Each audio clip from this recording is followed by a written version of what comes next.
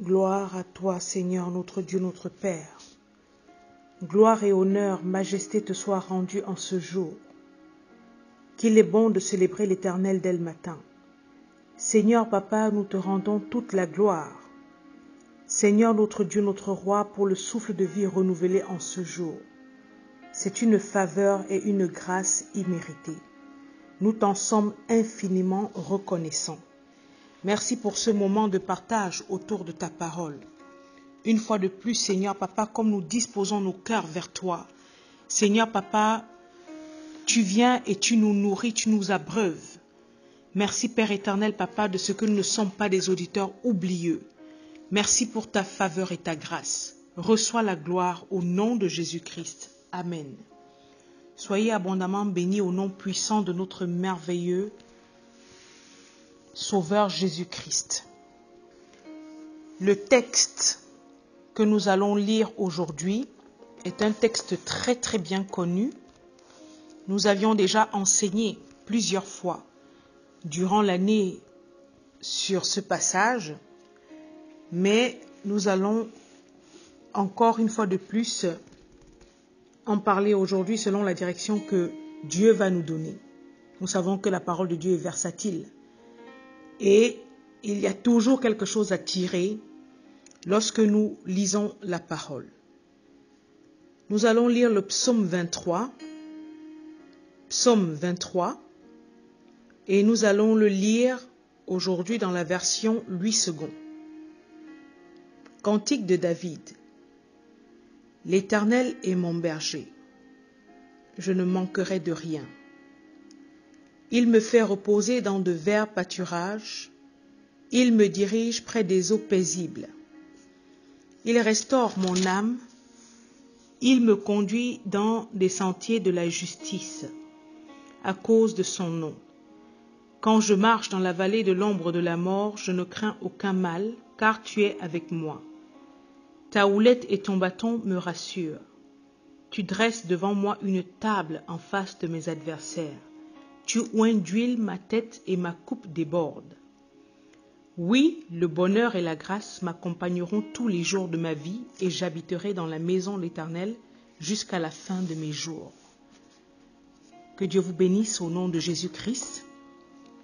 Comme je le disais tantôt, c'est un psaume que nous connaissons très bien. Psaume écrit par David. C'est un psaume de confiance sans faille à Dieu, à l'Éternel Dieu. C'est un psaume vraiment où David met en exergue la bonté et la fidélité de Dieu. C'est tellement riche ce psaume, riche en bénédictions, et c'est quelque chose qui nous fait du bien à chaque fois que nous lisons ce psaume. Et comme je le disais tantôt, il parle de l'Éternel. Il parle de notre Dieu, notre Père, celui qui n'a ni commencement ni fin. Celui qui est et demeure le même. Celui qui est la source intarissable. Pour nous, êtres humains, il y a des limites. Mais pour Dieu, non. Il parle de ce grand Dieu que nous servons. Il nous montre sa bonté, comme je l'ai dit tout à l'heure. La bonté de Dieu qui ne nous fait manquer de rien, qui pourvoit à tous nos besoins parce qu'il sait ce dont nous avons besoin et il nous le donne. La bonté de ce berger qui nous dirige. La bonté de ce berger qui veille sur ses brebis afin qu'aucun mal ne leur arrive. Il les nourrit, il les abreuve, il les soigne si besoin. Il les met à l'abri, il les protège en lieu sûr. Il a le regard toujours posé sur ses brebis.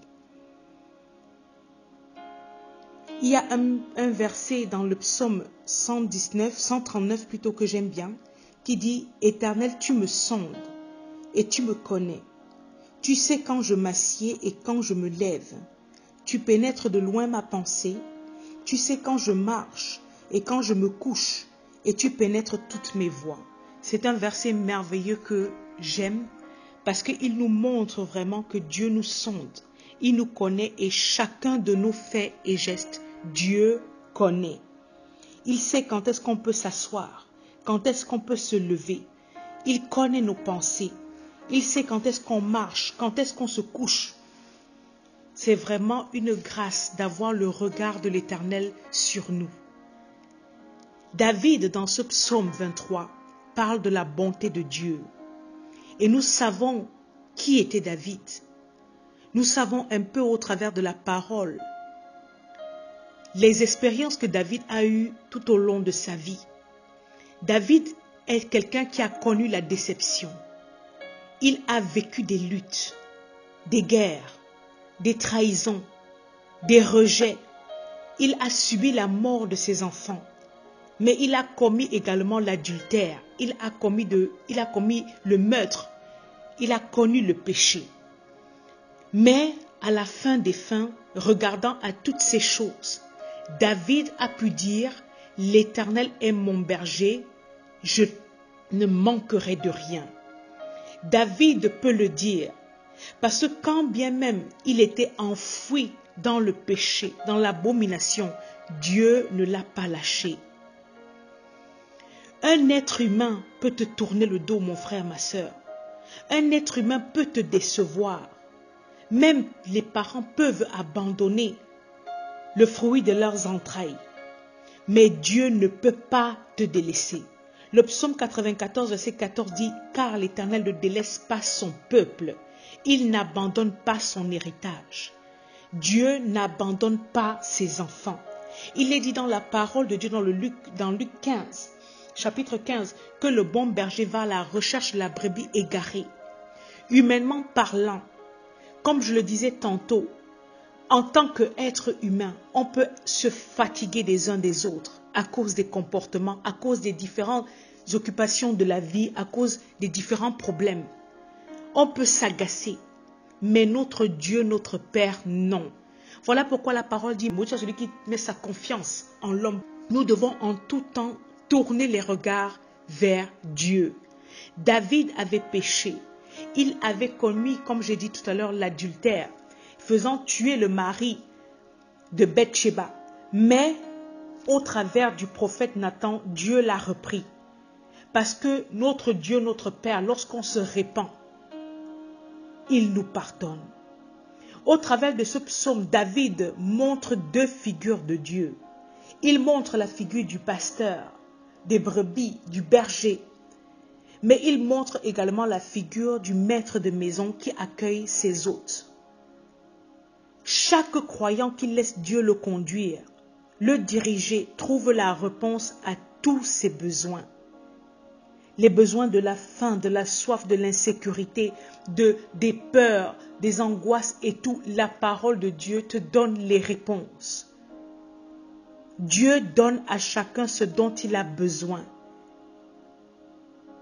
Dieu donne à chacun ce dont il a besoin au moment où il a besoin. Simplement, c'est une décision que nous devons prendre personnellement, d'aller vers Dieu. Comme il est dit dans le psaume 84, verset 2, « Mon âme soupire et languit après les parvis de l'Éternel. Mon cœur et ma chair poussent des cris vers le Dieu vivant. Mon âme soupire et languit. » Voilà ce que nous devons ressentir après Dieu. Nous devons avoir cette soif de Dieu. Cette soif de la vérité, de la justice, de la droiture. Il parle du bon berger. Le bon berger, c'est celui qui trouve le bon remède à ta soif. Qui trouve le bon remède à ta faim. Qui trouve le bon remède à tout ce qui peut t'arriver dans la vie comme challenge. Et la faim et la soif que nous avions vues la dernière fois. Nous devons avoir d'abord faim et soif de la parole. Soif et faim de la justice, de la vérité, de la droiture. Jésus-Christ est cette eau vive qui nous abreuve à vie. Il est ce pain qui nous permet de ne plus avoir faim. Ceux qui sont fatigués, il est dit dans Matthieu 11, verset 28. « Venez à moi, vous tous qui êtes fatigués et chargés, et je vous donnerai le repos. » À la fatigue, il y a le remède. À la peur, c'est l'Ésaïe 41, verset 10. Il y a tellement de versets où il est dit « Ne crains rien car je suis avec toi. Ne promène pas des regards inquiets car je suis ton Dieu. Je te fortifie, je viens à ton secours. Je te soutiens de ma droite triomphante. Le bon berger est celui qui regarde ses brebis. Il comprend les besoins et il donne la solution aux besoins. Mais l'image qui nous intéresse le plus en ce jour est l'image du maître de maison que David donne de Dieu. Ce merveilleux maître de maison qui ouvre ses portes, les portes de sa demeure, qui sait recevoir, qui sait accueillir, qui sait placer, dresser une table pour ses hôtes. Il la prépare spécialement, personnellement, pour chacun d'entre nous, enfants de Dieu. Parce qu'il désire avoir ce rapport personnel, ce rapport d'intimité. Et dans ce psaume, David anticipait déjà l'œuvre de la grâce qui est arrivée après, au travers de la mort de Jésus-Christ, où le voile a été déchiré, nous donnant libre accès à Dieu, une communion directe, une intimité à Dieu. Au travers de cette table, assis avec Dieu, réconcilié avec Dieu. Celui qui répond favorablement à cette invitation, il entre dans la demeure de l'Éternel et il trouve la table dressée. Une merveilleuse table sur laquelle personne ne peut s'asseoir et se lever, partir sans avoir été nourri, abreuvé, relevé, fortifié, guéri, assaini. Et cette table, il est dit au verset 5, « Tu dresses devant moi une table en face de mes adversaires. » Sur cette table, il y a la nourriture succulente, comme nous l'avions vu dans l'Ésaïe 55, verset 2. « Écoutez-moi donc, et vous mangerez ce qui est bon, et votre âme se délectera de mets succulents. » Une table spirituelle, où une fois assis, on est béni. Tout est gratuit. Tout est à notre disposition. Non seulement nous sommes confortablement assis, mais il est dit, tu oins d'huile ma tête et ma coupe déborde. Nous sommes dans la maison de Dieu, où Dieu nous a guidés, où Dieu nous a marché devant nous, nous protégeant de tout maux. Et nous sommes assis autour de sa table. On est abreuvé, nourri, protégé. Nos ennemis sont là, ils nous regardent, mais ils ne peuvent pas nous toucher parce que nous sommes à l'abri sûr. Dieu protège ses enfants. Tous ceux qui sont cachés en Christ, tous ceux qui entrent en Christ sont cachés, protégés, bénis dans sa présence. Personne ne peut t'atteindre. Même pas les flèches qui volent le jour ou la nuit. Rien ne peut te nuire. Dieu garde ses enfants. Les épreuves arrivent. Tout comme le feu, même si tu traverses, il ne te brûlera pas. Les eaux ne te submergeront pas. Elles peuvent arriver, mais Dieu ne permettra pas que ton pied heurte. Il n'abandonne pas ses enfants dans l'épreuve. Et cette partie que nous voyons ici, où il est dit, tu dresses devant moi une table en face de mes adversaires, tu oins d'huile ma tête et ma coupe déborde. Ça faisait partie des coutumes orientales à l'époque. Quand un invité entrait dans la maison, le maître de maison faisait une table. Le maître de maison se décarcassait pour recevoir bien son invité. Et il oignait d'huile la tête de son invité. Et il offrait également à son invité sa protection. Nous avons le cas de Lot dans l'Ancien Testament. Lorsque des étrangers sont arrivés chez lui, ne sachant pas que c'était des envoyés de Dieu, Il les a protégés, il les a reçus, il les a nourris. Même quand la ville est venue réclamer après ses hommes, Lot était prompt à donner ses propres filles pour des inconnus, afin qu'aucun mal ne soit fait, parce que quand Lot entrait, il était sous la responsabilité du maître de maison. C'était aussi un honneur, un privilège pour le maître de maison que de recevoir chez lui de la visite. Dites-moi, quel genre de personne donnerait ses propres enfants, ses propres filles, spontanément, afin d'épargner la vie des étrangers qui rentrent chez lui? Si un être humain est capable de faire cela, à plus forte raison Dieu. Il nous dresse une table en face de nos adversaires. Non seulement nous sommes confortablement assis, bénis, abreuvés, assoiffés, nourris plutôt, mais en même temps, il nous protège de nos adversaires et il oint d'huile nos têtes. Mais quelle position merveilleuse, quelle position confortable. Il y a de quoi nos coupes vont déborder, nos cœurs vont déborder, déborder de joie, déborder de paix. Nous sommes satisfaits. Nous avons besoin de cette huile qui coule sur nos têtes. Nous avons besoin de cette onction. Nous avons besoin de cette bénédiction. Dans la maison de Dieu, mon frère, tu seras toujours béni, ma sœur.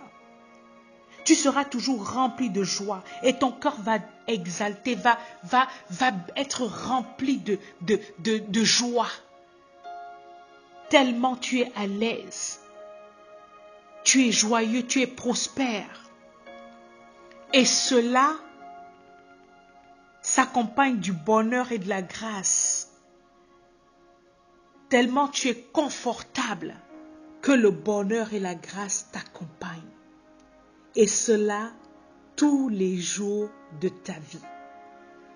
Il ne s'agit pas d'une bénédiction occasionnelle, temporelle, éphémère, mais d'une bénédiction tous les jours de notre vie, pour l'éternité, à l'infini. C'est ça le fait de demeurer en Christ. Cela nous assure le bonheur et la grâce, des cœurs qui débordent de joie. La joie de l'Éternel étant notre force. C'est le résultat de la pleine confiance, la confiance totale dépendance à Dieu. Même dans ces temps mauvais, dans ces temps difficiles, dans ces temps durs, où les choses se gâtent, le monde se perd, il s'enfonce dans le mal et le péché. C'est encore possible aujourd'hui de vivre ces merveilleuses choses. Parce que même si le temps change, même si le monde se gâte, notre Dieu, comme je l'ai dit à l'introduction, l'Éternel ne change pas. Sa parole ne change pas. Il est le même hier, aujourd'hui et éternellement. Simplement, nous devons demeurer en lui. Nous devons accepter de nous laisser conduire dans les sentiers de la justice. Nous devons accepter que la houlette et le bâton de Dieu nous rassurent. Nous devons accepter de faire de lui notre bon berger, afin que nous puissions demeurer en lui et jouir de ses grâces et de ses bénédictions. Nous devons accepter de nous approcher de sa table et de nous asseoir dans sa demeure. Parce que là-bas, sur cette table, mon frère, ma sœur, Dieu a préparé pour nous le pardon. Il a préparé pour nous la rémission de tous nos péchés. Il a préparé pour nous la réconciliation avec lui. Il a préparé pour nous la guérison. Il a préparé pour nous de nombreuses grâces et bénédictions. Que l'Éternel Dieu, notre Père, nous fasse grâce et qu'il nous relève, qu'il nous bénisse, que nos confiances soient davantage encore bâties et bâties en lui et que de manière inébranlable, nous demeurions fermement enracinés en Christ. Que Dieu vous bénisse et qu'il vous fasse grâce Au nom puissant de Jésus-Christ, notre merveilleux Seigneur et Sauveur. Amen.